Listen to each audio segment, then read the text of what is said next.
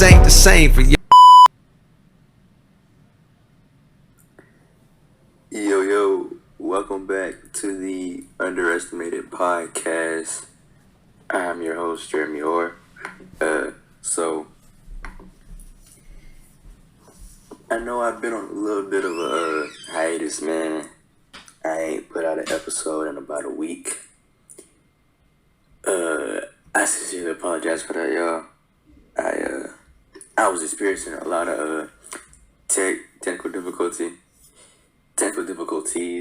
and I've finally been able to get those things under control. So hopefully those problems won't revisit themselves and we can move on smoothly from here.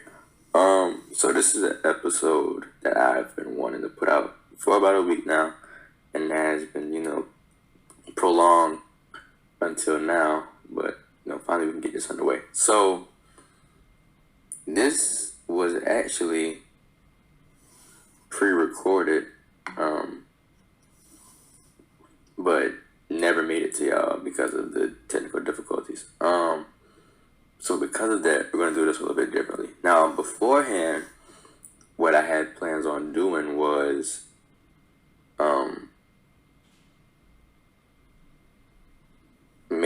I made my own top 25 WNBA players of the 2022-2023 WNBA season. And because of that, a lot of the players you will see on this list weren't on mine. So we got the ESPNs today. So because that video was never able to be published to y'all, what we're going to do is we're going to look through the ESPN, because they were I looked through many lists to kind of make the list for myself, but we're going to look through theirs, and I'm just going to tell y'all whether I think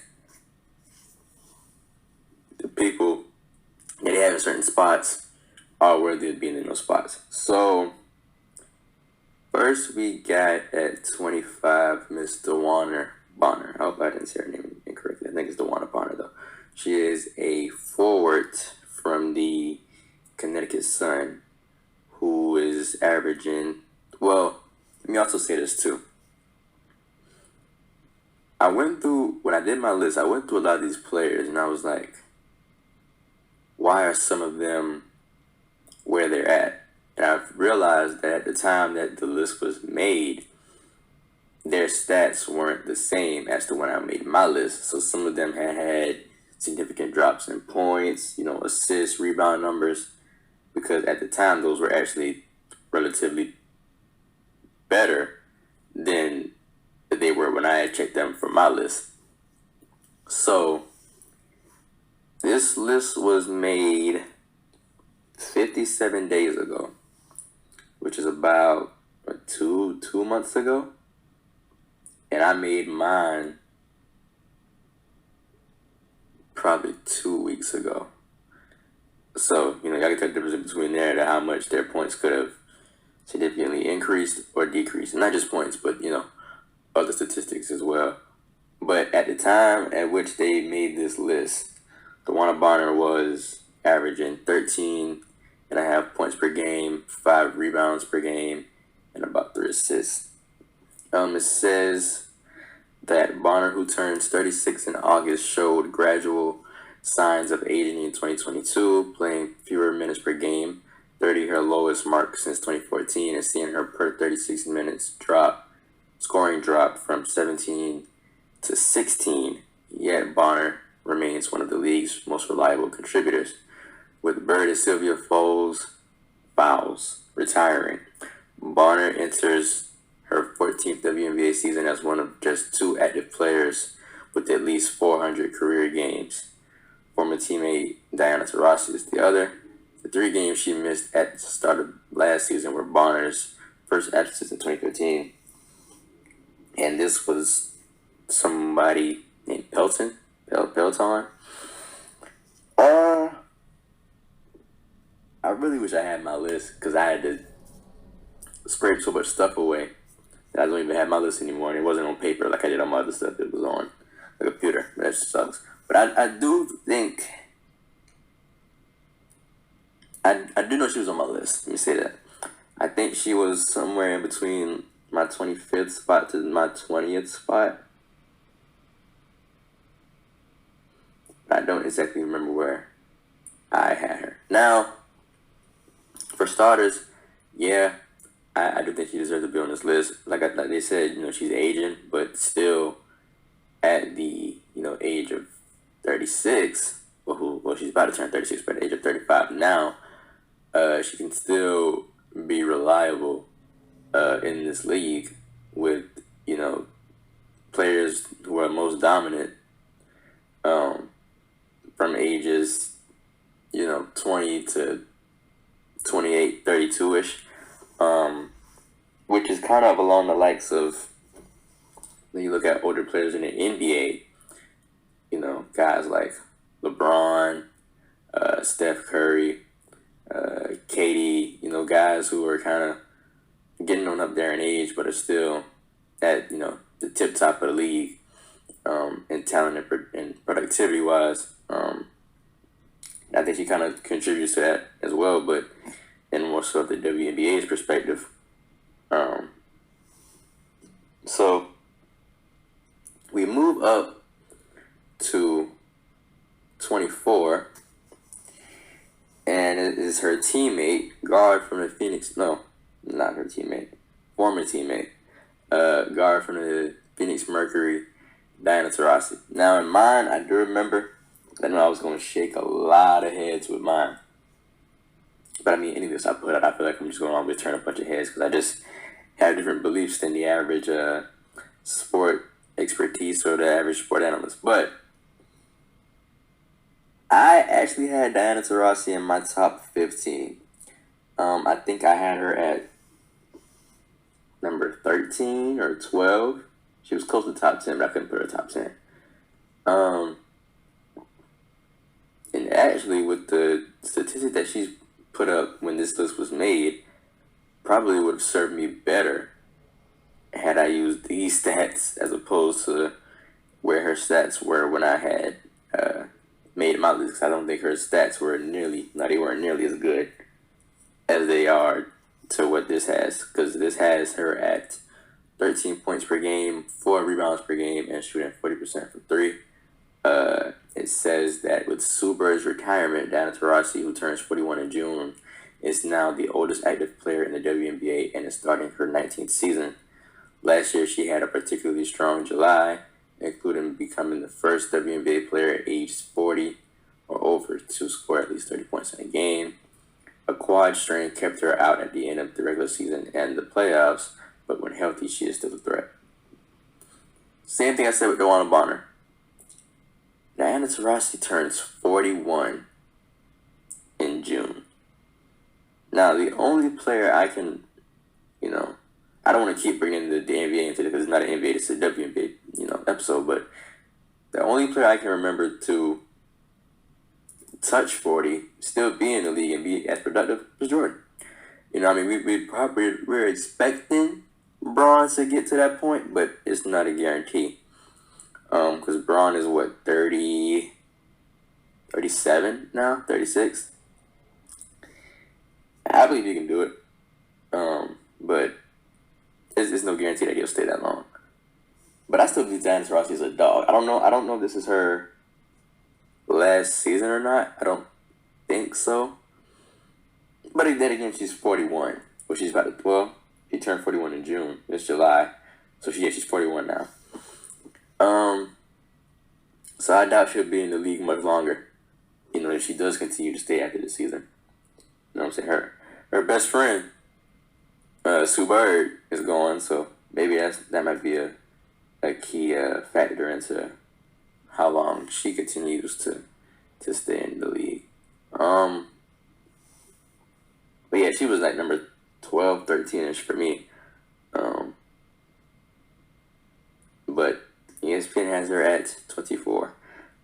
So moving up to 23, we have now. I had trouble trying to figure out how to say this girl's name, but I did figure it out. Do I remember? I think it's Ryan. I think it's Ryan Howard, from the Atlanta Dream. 6'2" guard who's averaging 11 points per game, 7 rebounds per game, and shooting 60% from the field. Well, she was. Let me also keep saying that this was their stats when this list was made. So if you were to go check their stats now, they probably have significantly skyrocketed or significantly, downgraded from where they are, as you may see how they look in this video. So it says the 2022 number 1 overall pick established herself as a star in the league from the first week of her rookie year, catapulting the Dream to within striking distance of a playoff spot and earning an all-star bid in the process. With her first pro season and an overseas stint under her belt, the reigning Rookie of the Year will look to show off new dimensions to her game, one thing that wasn't an issue last summer. Howard set a league record for most threes during a rookie season. And this was said by someone by the name of Philippou. Excuse me. So, Ryan Howard. See, I'm trying to, because this is not by far the order that I had my list in. So I'm trying to, as I'm going through each player, because not even every player on this I had on my list. So you're going to find some players as we get, further into this list that I didn't even have on mine at all. And I think I'm going to mention the ones that I did have on here that weren't on here. And I may have to use my phone to pull up their stats. But as far as Ryan Howard is concerned, I want to say I had her top 15 as well. Because at the time when I checked her stats, she was averaging like 17 a game, I want to say. Her numbers were better than they were right here. I can tell you that much. They weren't the same as they were right here. I mean, I actually like her game a lot. She's going to probably be the driving force of the Atlanta Dream for years to come because she can really score the ball at a really high rate. She's kind of, obviously the size differential in the WNBA is completely different as opposed to the NBA. But she's still a guard at 6'2". And it says she set a league record for most threes during the rookie season, so obviously you can tell she can shoot the ball. It is someone that she plays with that I said that she would be a great pick and roll partner with years ago, but I can't think of her name right now. So as we move up to, I think I had Ryan Howard at, it was top 15, I want to say, or definitely top 20. Was she like 18, 17? If I had my list, this would be way better navigated, but I don't have it. So we move up to 22, which is Kelsey Mitchell, Indiana Fever guard, who at the time of this list making was averaging 14 points a game, 4 rebounds, and 3 assists. It says that Mitchell finished with career high averages in points and assists last year, plus her best 3-point percentage, 41% I round off for.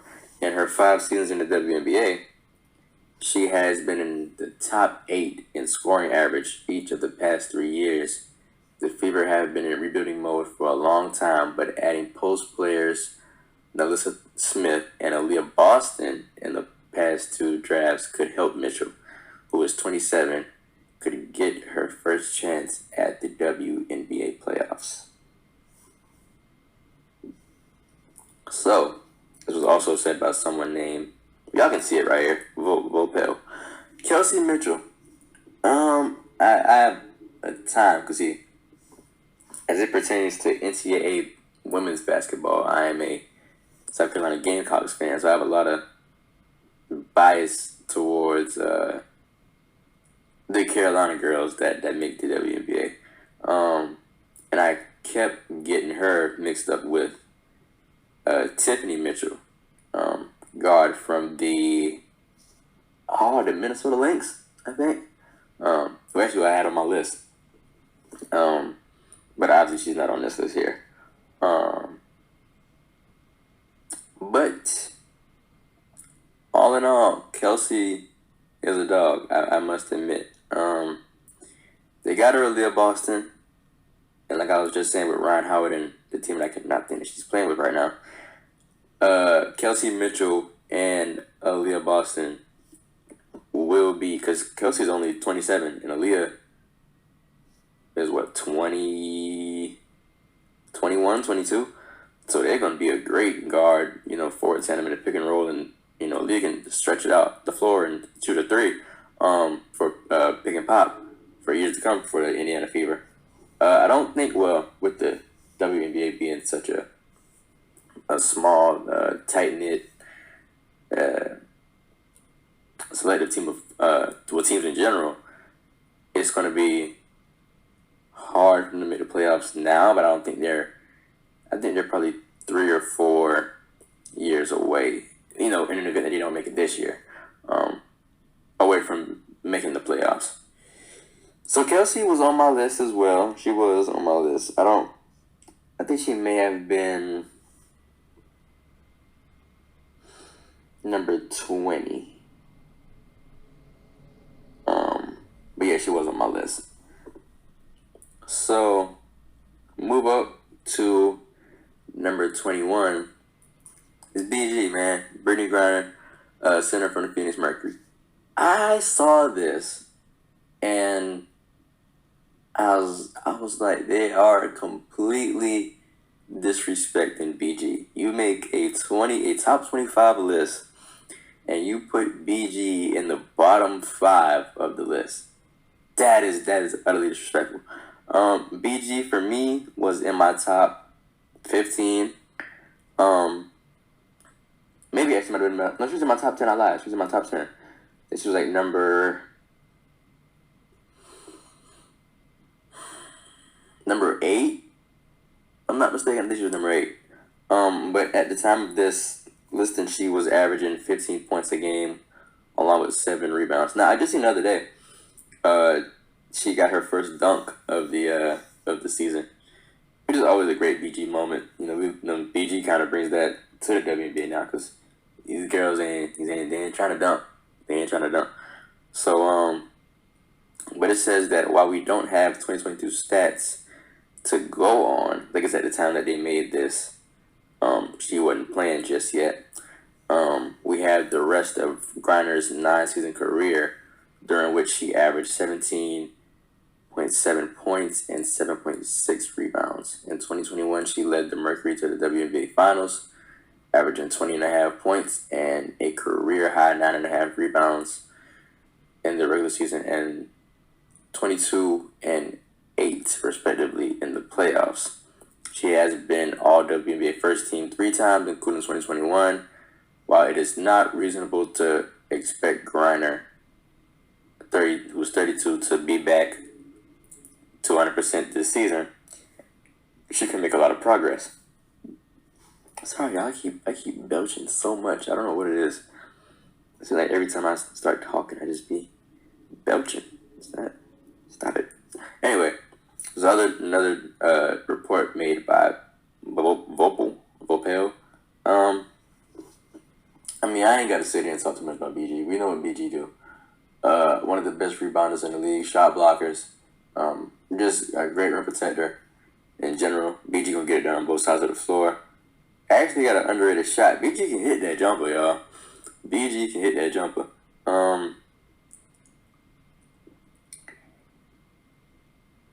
Let's see why it is not reasonable to expect Griner, who's 32, to be back here.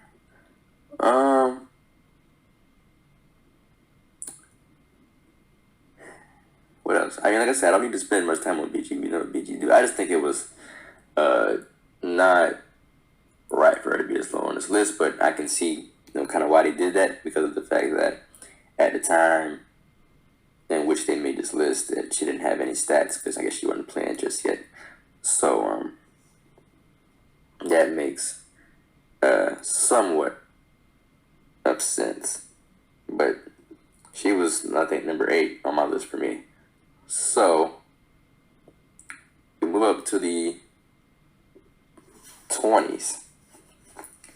We have Natasha Howard. I want to say Natasha was one of those people who, when I checked her stats as opposed to where they stood at when when they made this list, I think her numbers had significantly dropped. So I want to say she wasn't in the top 20 for me. I don't remember her being. I think she was probably 22, 23 for me. But she is a forward from the Dallas Wings. And at the time of this list was averaging 15 points a game, 17 rebounds a game, and also adding on a block. Healthy after just playing 13 games in 2021, Howard returned to the All-Star game for the second time.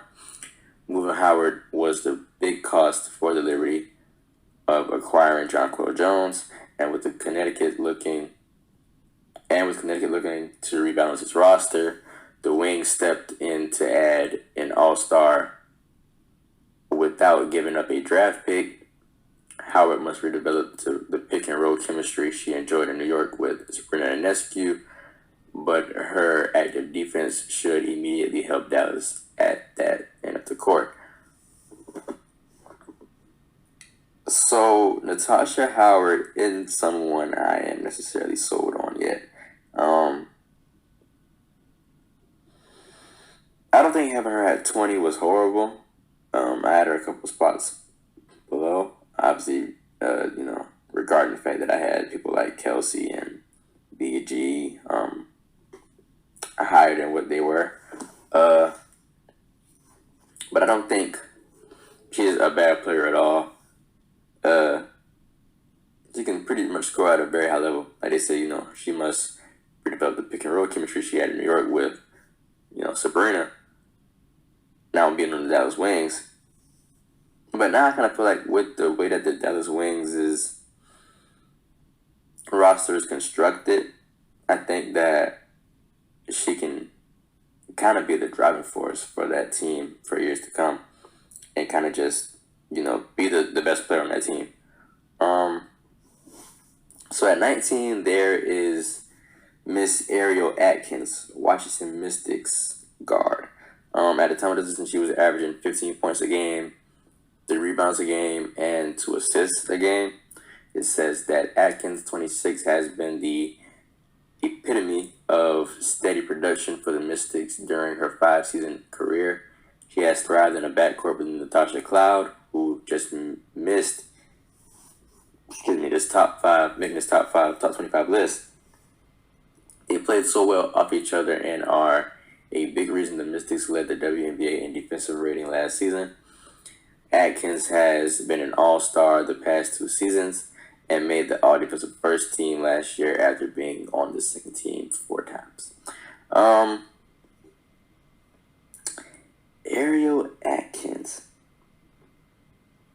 Where did I have you? I want to say she was probably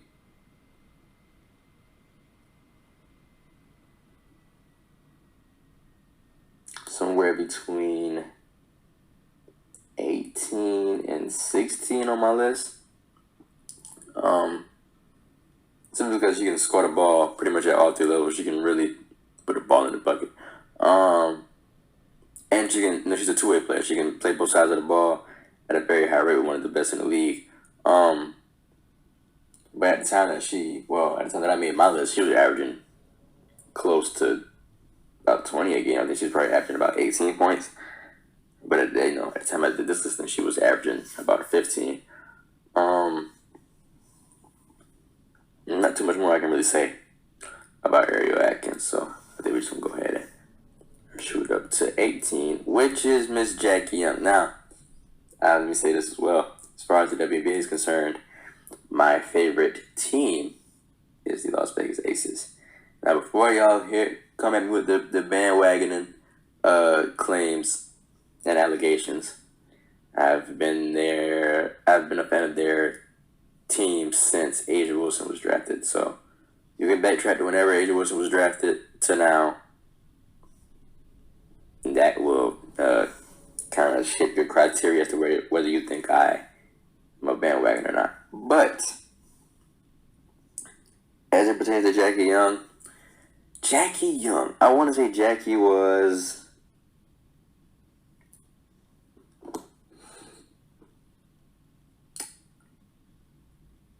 Did Jackie make my list? I'm not 100% sure Jackie made my list or not. Like I said, I added people of my own to the list, so she might have missed the cut.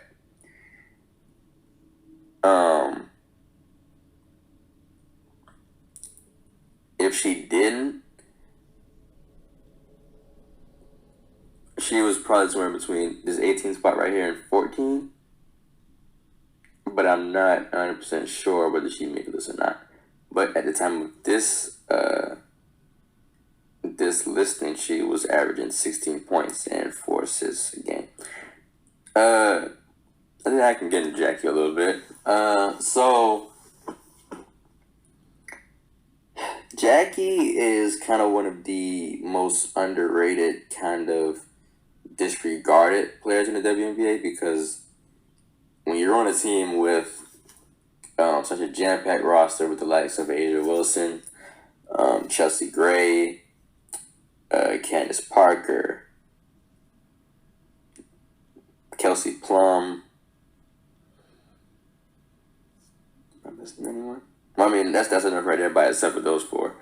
You kind of aren't going to get the brightest light shined on you, regardless of how well you play, because you just have such, great pieces around you to where they just kind of take your shine. That's just a part of the business, or a part of, the downside of being on such a very well-constructed team.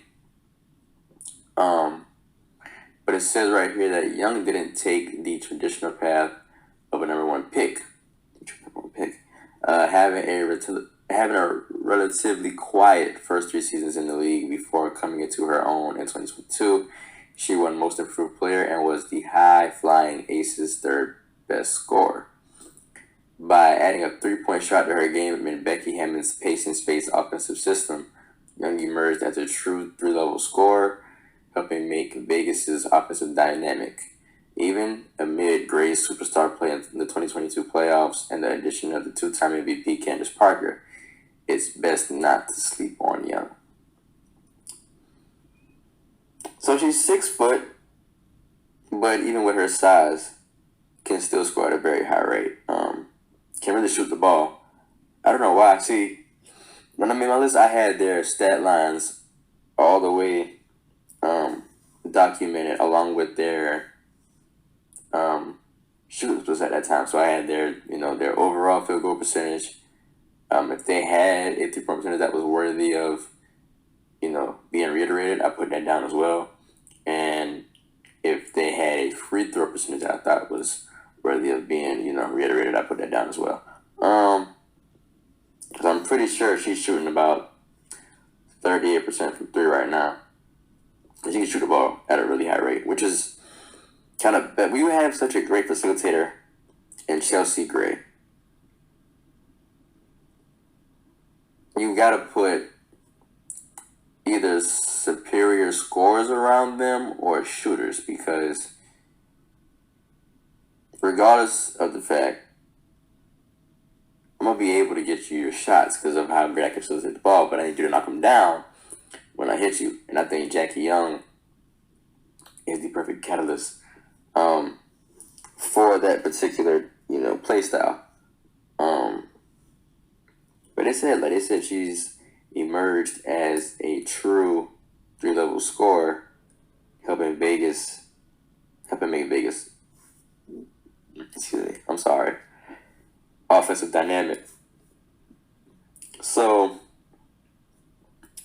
don't do that. All right, moving up to 17, Miss Alicia Gray. Alicia, where did I have you on my?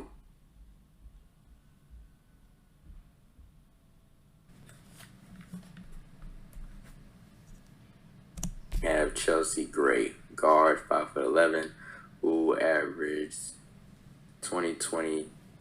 I'm sorry, in the 2021 season, she averaged 14.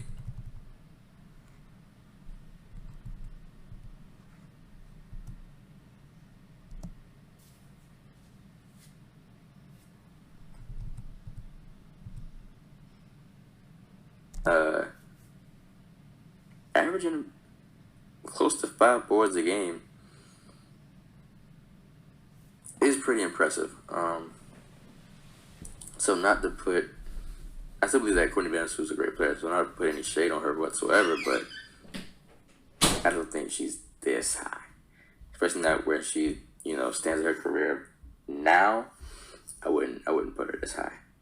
So we move to number 8. One of the most watched players in the WNBA this season, who kind of came out of nowhere. Alyssa Thomas, who I have considered the Russell Westbrook of the WNBA, because we know she's put up.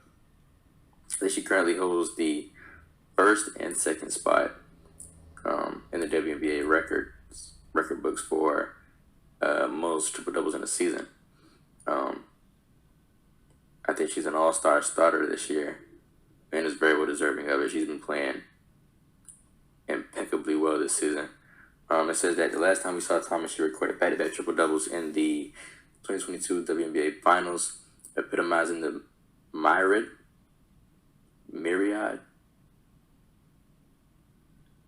ways she impacts the game. Even though the Sun eventually fell short of winning the championship, good luck telling Thomas the window has closed. It will be fascinating to see how new Sun coach Stephanie White utilizes Thomas on both ends, especially considering the departures of point guard Jasmine Thomas and the addition of a strong scorer in Tiffany Hayes. Once again, one of my favorite players to watch this season. I can watch Alyssa Thomas play all day because she plays at a supremely high level on both ends of the floor. Can guard your best player and score on your best player, or your best defender, actually. But no triple doubles. I mean, let's look and see where her stats are as it pertains to now. Let's see what we got. Because I know they're probably significantly better, as I would expect them to be, from where they are right here.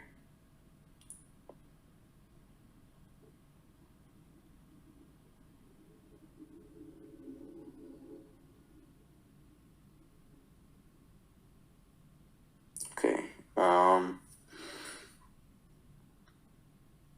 So it says here that she is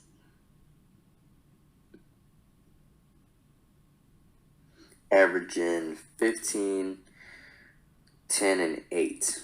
Nearly averaging a triple-double, bro. Nearly averaging a triple-double. She has been going crazy. She was in my top 10 for sure. I don't remember where she was at, though. Where did I put Alyssa Thomas? I think she was like 7. She might have been like a spot ahead. I'm trying to pick my 10. I think my 10 was... I think it was Tarasi. No, Tarasi was like 13. I lie. 10 was like Aneka Agwumake was there. No, Alyssa was there. Anyway, though, nothing that they said here is wrong.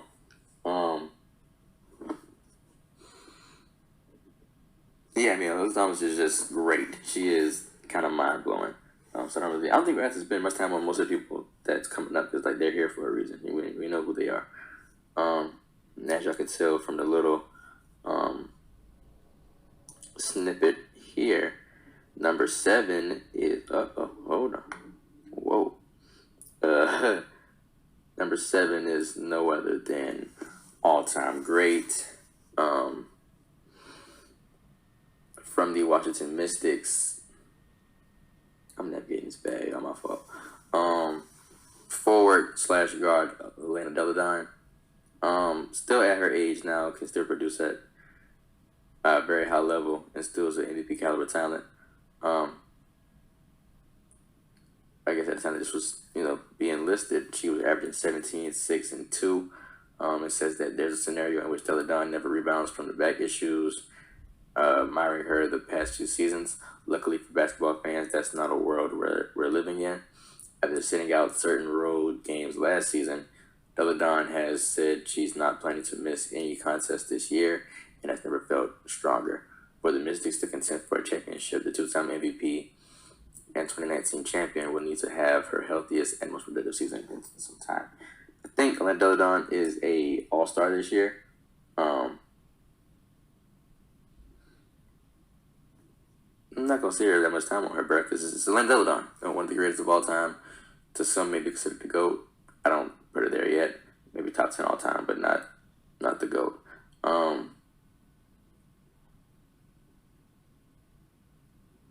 So yeah, I'm not gonna, let's get on to 6. Nneka Ogwumike.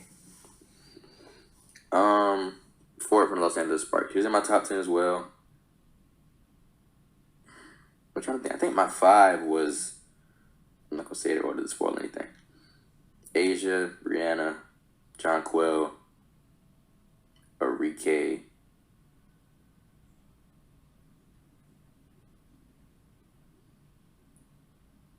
and maybe Sabrina. But they were in my top 10 as well. Nneka and Elena, and I think Candace Parker was in my top 10. BG, Kelsey Plum. I mean, they're missing some people. So actually, you know what? I'm going through this. I'm gonna get to y'all who I think they're missing. I see that some people here are missing. Yeah. Let's kind of do it in that fashion. So it says that at the time of this list, she was averaging 18 points and 7 rebounds. Despite turmoil and turnover with the Sparks the past few seasons, Ogwumike, who turns 33 in July, remains a constant. Now with the new coach, Kurt Miller, and general manager Karen Bryant, Los Angeles looks to enter a period of more stability and hopes to return to the playoffs after a 2-year absence. Ogwumike had her highest scoring average since 2017 last season and the third best of her 11-season career. Then now at 5, they have Candace Parker, from the Las Vegas Aces, forward center, who averaged 13 points, 8 rebounds, well, 9 rebounds around off 4, and about 4 assists. It says mission accomplished for Parker, who won in a WNBA title and put up nearly identical numbers in 2021 and in 2022 with the Chicago Sky. Sure, she would have like 2 championships with the Sky, but it was a successful chapter for her career. Having turned 37 in April, Parker might now be in her final season. She again has a good chance at a championship, bringing the consistent production of a future Hall of Famer to the defending champions. I think I had Candace. She was definitely top 10. Definitely top 8 or 9. I don't think her numbers are that great. But you got to remember she's on a team with so many great scorers. Kelsey's 4. Las Vegas Aces guard, who's averaging 20 points, 5 assists, and 42% from 3 at the time of this listing. The third place finisher in MVP voting. Wow. Plum has firmly established herself as a top 5 player, finishing 4th on all of our ballots. Very much in her prime at the age of 28. The next challenge for Plum is exhibiting the same level of efficiency in the playoffs as the regular season. She made just 29 of her threes in the postseason, but bounced back from 1 of 9 overall shooting in Game 1 of the WNBA Finals to average 17 points a game and 5 assists per game the rest of the way as the Aces won the title.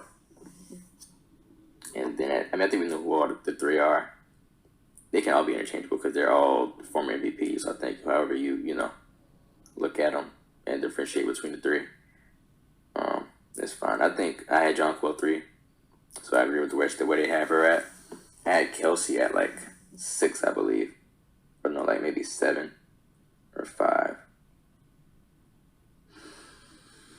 But Jonquel was the MVP of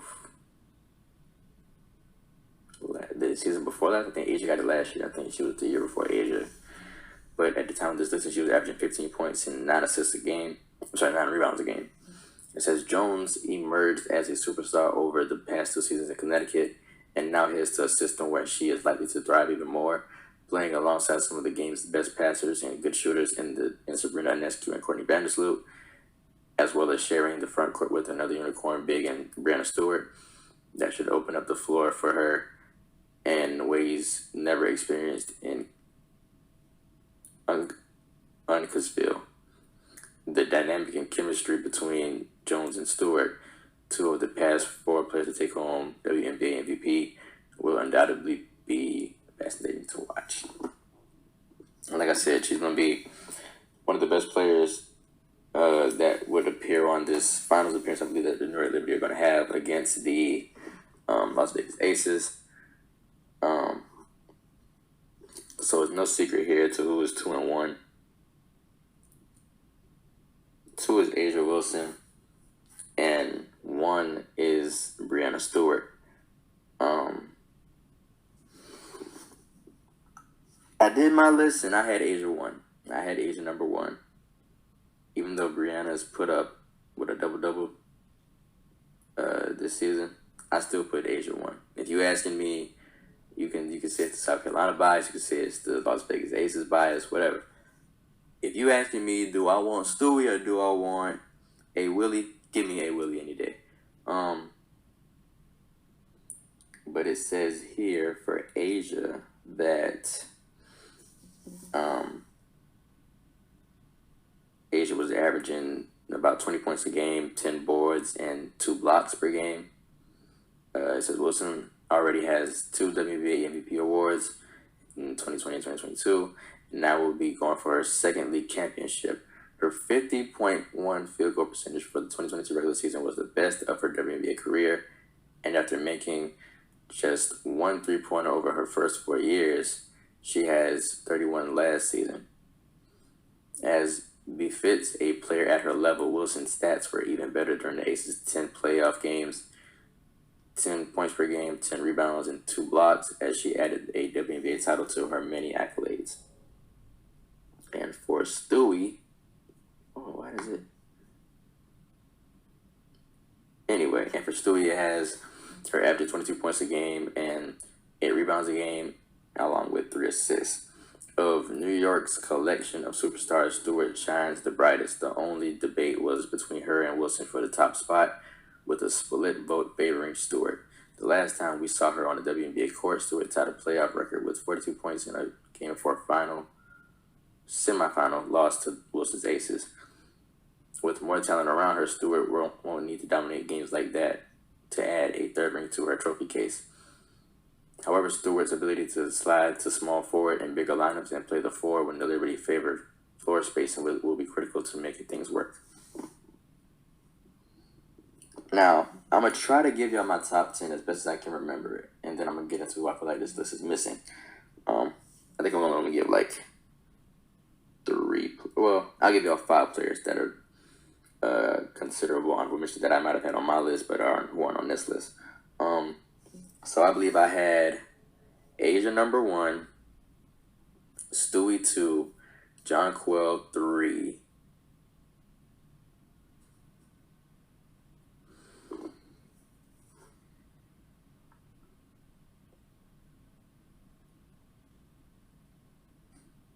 I think, was it Sabrina 4, Candace 5, Arike 6, Nneka 7, Alyssa 8, 9, BG 10, Kelsey. Something like that. That might not be completely right, but something like that. I think it wasn't that far off. So let me go back to this and give y'all some honorable mentions that I thought were deserving of this list. So I'm just going to give y'all 5.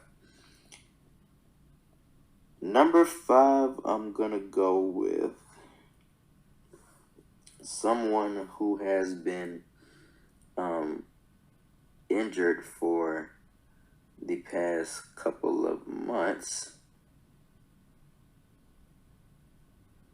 but from the Phoenix Mercury, guard Skylar Diggins-Smith, who was averaging, according to this, 20 points, 4 boards, and 6 assists before being injured. One of the best in the game, the best lefty in the game. And if you ask me, the prettiest hooper in all of the WNBA basketball. But that doesn't translate anything to her game. A very crafty and shifty player. One of my favorites to watch in the WNBA. I hate that she got hurt. Hopefully, speedy recovery, and hope to see her back on the court very soon. But yeah, we're not going to spend too much time there. So number 4, we're going to see if I can see.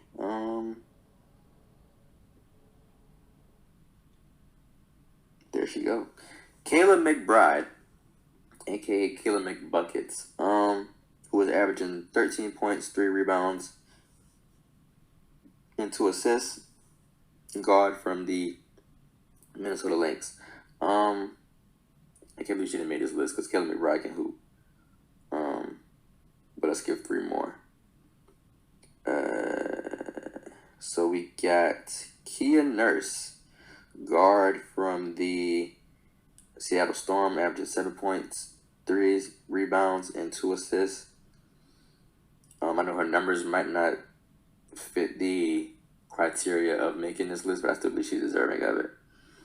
And what did I say? 2 more? Okay, let's see. 2 more that was on my list that weren't on their list. Oh. Tiffany Mitchell. Not Kelsey, but Tiffany. Averaging 10 points a game, 3 rebounds, and 3 assists. And last but not least, a name I mentioned along with someone else earlier, but not so. It's that time. Things just ain't the same for you. 9 points, 6 rebounds, and 2 assists, as being a part of the Los Angeles Sparks, playing the 4 position. She just won a championship, y'all. And has rose to one of the best in the WNBA. I don't know how she didn't make this list. It was one of the key parts, even though you were on the likes of Asia, Chelsea, Kelsey. At that time, Liz Camp-Babes was on the team still. But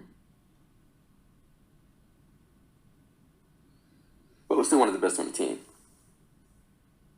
So I think she's deserving of that spot on the list. But this is the end of the episode. I appreciate y'all for tuning in. I'm back, man. I am officially back after a long break. I will say, I feel like this is very important to add in.